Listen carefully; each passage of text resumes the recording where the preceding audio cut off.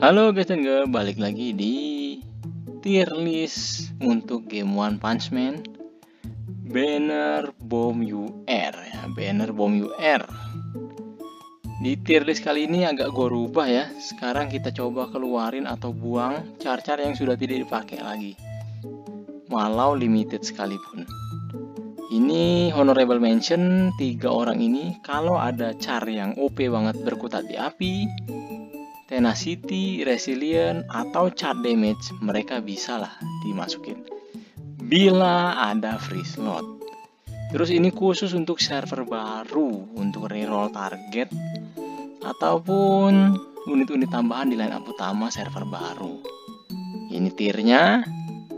Jadi yang di atas murni yang untuk yang udah mulai mau ngumpulin lah kasarnya ya, untuk lineup utama di server yang sudah jalan beberapa bulan gitu, atau sudah siap untuk ngegacha dengan BT-nya. Kira-kira di C dulu, ya 2 orang ini tetap masuk di tier selama core-nya masih ada di tier, yaitu Drive Knight dan Boros. Sangat disayangkan si Garu di situ. B tier, A tier. Oke, kalian sudah atau aware nggak itu aturannya di SSS minus ya. Cuman karena kita udah pakai CBAS sekarang format baru, makanya gua terpaksa turunin mereka. Si Atomic sudah ke ya nggak sudah banget, baru Metal Bed. Cuman kalau Metal Bed yang nampol Atomic hilang si Atomic. Giru Genshu PM saat disayangkan, sampai Banner Bomb juga masih tetap tidak lingering efek dari core Boros kalau di revive sama si PM ini. Saat disayangkan, si Melza lebih di bawah lagi dari PM ya. Akhirnya char cheater ini keluar dari zona kuning.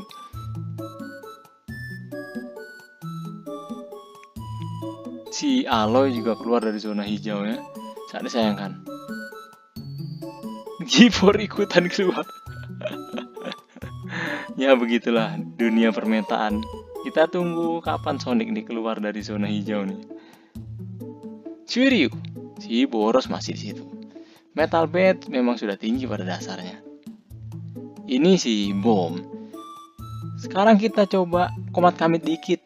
Kenapa sih si Shiryu itu di kuning, sedangkan si G4 kemarin di hijau? Karena si Shiryu itu butuh banget energi. Sebenarnya wajar sih ya. DPS apapun itu butuh energi untuk ulti. Cuman gara-gara si Sonic yang terlalu broken, alhasil char-char yang tidak seperti G4, kalau kalian nggak paham itu cuma nyengir doang di hadapan Sonic. Segitunya ya, separah itu. Itulah kenapa si Shiryu gue gak berani taruh di hijau. Nanti kalian dibego-begoin sama pemain yang pakai Sonic seperti itu. Tapi ini bukan berarti kalau kalian gak punya Sonic ataupun Zombie Man, gak boleh ambil si Shiryu ataupun si Bomb yang butuh energi, ataupun char-char yang harus ulti tapi bener-bener cengar-cengir kalau nggak bisa ulti. Tidak seperti G4, nggak juga seperti itu.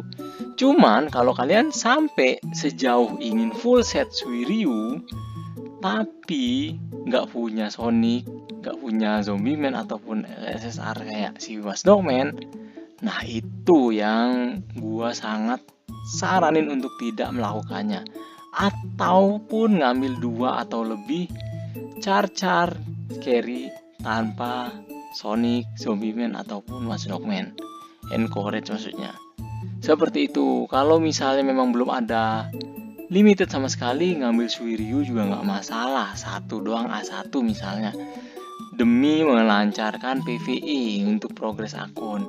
Cuman kalau sampai full set Shiryu terus habis itu ngambil bom, ujung-ujungnya akun kalian juga akan cengar-cengir doang di hadapan si Sonic. Seperti itu yang gue takutkan. Tapi kalau kalian sudah paham dan memang cuma buat bossing, ya gue cuma mau bossing kok bang, ya nggak masalah. Itu arti zona kuning. Ada hal yang harus dipahami di situ. Tidak seperti yang kiri ya, yang kiri mah tinggal ambil doang kasarnya.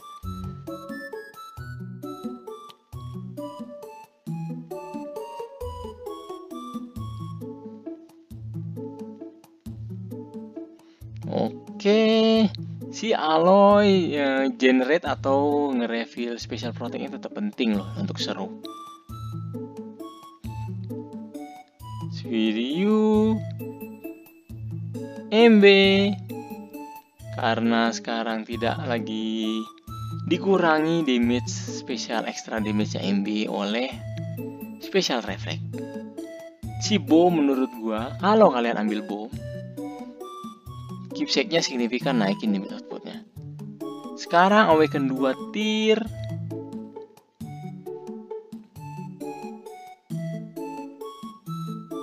Sangat disayangkan si Aloy ke S- ya. Tapi kalau kalian benar-benar keluarkan Aloy dari tim, wassalam disapu bersih sama si Boros. Seperti video ini ya.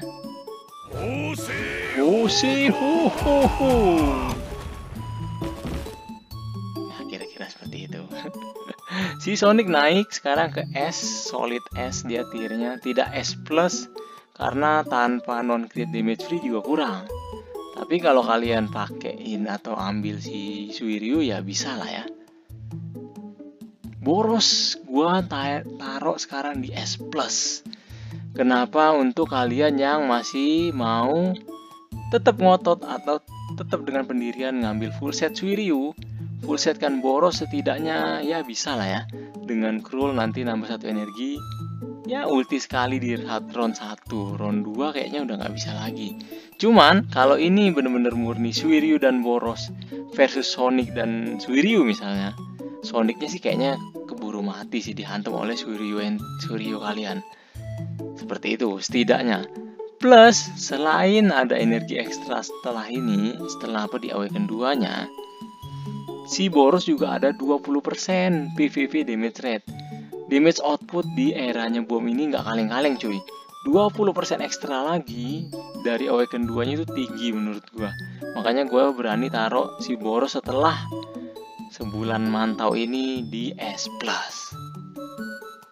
Bomnya di sini ya, bomnya naik, cuman hanya naikin damage yang memang sudah sangat tinggi, sudah sangat meluber-luber.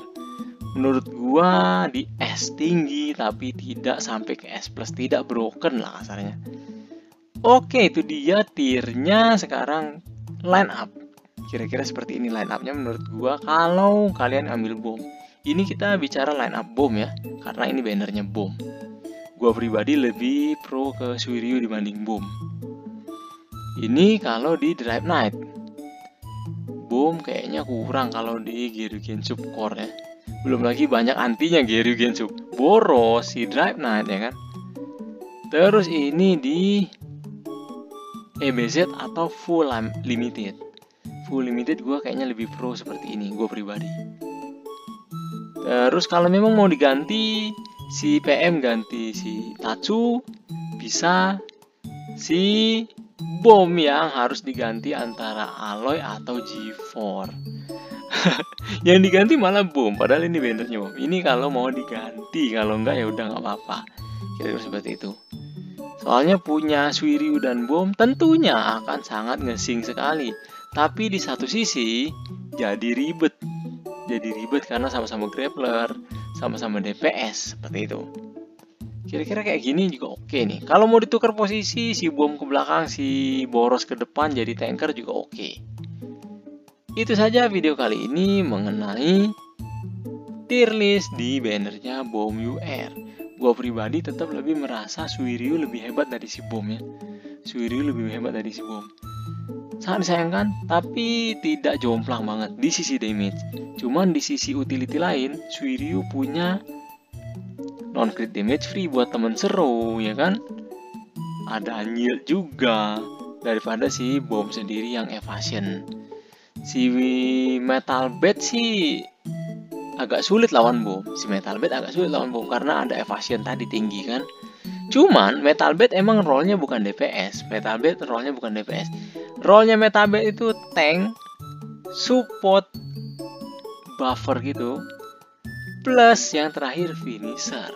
Finisher tuh apa bang? Ya kayak DPS juga tapi yang terakhir, yang menyelesaikan masalah terakhir. Apa itu? Misalnya kalian pakai bom ataupun Suiryu ataupun G4, kalian ngeratain tim-tim yang ada evasion seperti bom ini. Terus setelah mati semua yang ada evasion itu, tinggal yang non crit damage free kan. Yang tinggal non crit damage free, bahkan si Atomic sekalipun, gue berani jamin si Atomic itu rata digebuk sama si Metal Bat. Tapi kalau cuma Metal Bat sendirian, dibego-begoin sama si Flashy Flash sekalipun. Seperti itu yang dimaksud finisher. Metal Bat itu finisher. Jadi kalau kalian ada mau consider ngambil si Metal Bat, pastikan kalian punya dulu yang DPS murni seperti Suiryu atau G4 atau si bom ini. Kalau ada yang mau bertanya lebih lanjut silakan. Kalau ada yang mau saran monggo. Dan kalau kalian suka video seperti ini, like dan sub. Jika kalian pikir gue pantas untuk itu. Adios.